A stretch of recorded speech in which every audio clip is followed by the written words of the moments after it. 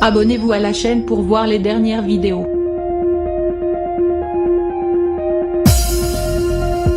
Après les enfants de la reine Elisabeth II vendredi, ce fut au tour de ses petits-enfants de réaliser une veillée de son cercueil à Westminster Hall ce samedi 17 septembre. Après être allé à la rencontre de la foule, le prince William l'a retrouvé un peu plus tard dans la journée. Le futur roi d'Angleterre a conduit tous ses cousins dans l'antre de Westminster pour une veillée de quelques minutes.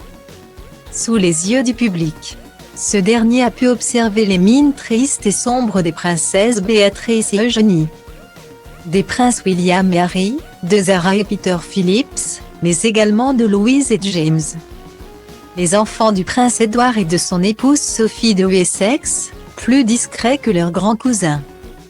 Un détail a d'ailleurs frappé la plupart des internautes lors de leur hommage commun à la reine, la ressemblance saisissante de James Mountbatten avec le prince William.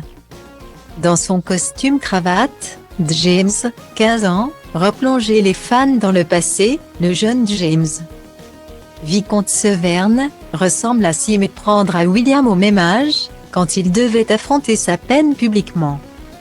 Quel courageux garçon, c'est moi ou James, c'est William en plus jeune. Ça me rappelle les funérailles de Diana.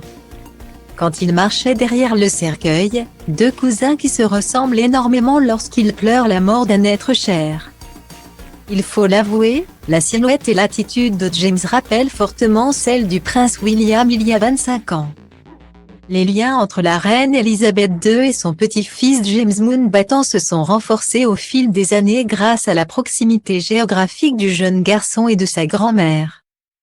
En effet, pour l'instant, le jeune James vit toujours à Bagshot Park avec ses parents, non loin du château de Windsor où avait élu domicile la reine. Leurs entrevues ont donc été nombreuses au cours des dernières années. Une aubaine pour la souveraine, dont les liens familiaux constituaient une priorité au cours de son règne.